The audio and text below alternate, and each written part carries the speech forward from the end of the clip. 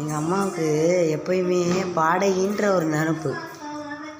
எங்கள் அம்மா என் மானசா பாப்பாவை தூங்க வைக்கும் போதும் அப்படித்தான் செய்வாங்க, சமைக்கும் போதும் அப்படித்தான் செய்கிறாங்க.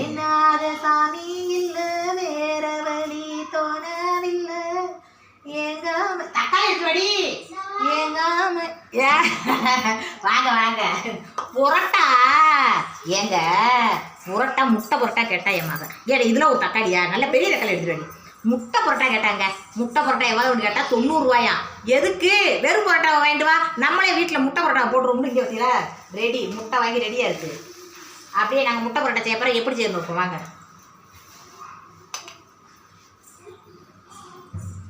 வேண்டாத சாமி இல்ல வேற வழி போனதில்ல ஏகாம எல்லாம் இன்னும் தக்காளி எடுத்து வர உப்பு பார்த்தீங்களா, வெங்காயம் தக்காளி இது ரெண்டையே நல்லா அப்படியே வேக விட்டுருங்க. அதுக்கப்புறம் இங்கே பாருங்க அதுக்கப்புறம் புரோட்டாவை நல்லா பொடி பொடியாக என் மயன்கிட்ட கொடுத்தேன். என் மயன் நல்லா பொடுசா கட் பண்ணி வச்சிட்டேன். அதுக்கப்புறம் இதில் எப்படி கொட்டி சேர்க்குறேன்னு பாருங்க. ஆசை வச்சு உள்ளுக்குள்ள பாசம் வச்சு ஆளான அண்ணன் கிளினா வேண்டாத சாமி இல்ல வேற வழி தோணவில்லை ஏங்காம ஏங்கி நின்னேனா. இப்படிதாங்க முட்டையை ஊற்றி நல்லா வேக விட்டுருவோம்.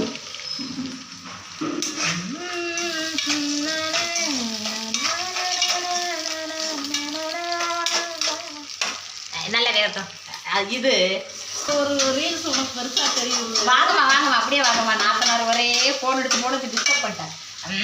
பார்த்தீங்களா முட்டை நல்லா வெந்துருச்சு. இப்போ வந்து நம்ம புரோட்டாவை சேர்த்துட வேண்டியது இருக்கிற ப்ரோக்ராமுக்கே ஆடி போய் கிடக்காது. இது 10 விரல் நெகத்துலையும் விசேஷம் இருக்க நீ தொட்டா தண்ணி இனிக்குதடி பாயாசம் கணக்க நீ உச்சி குளிர பேசுறது சாப்பாட்டு ருசிக்க இல்ல வேற எதுவும் மனசுக்குள்ள உள்நோக்கம் இருக்க.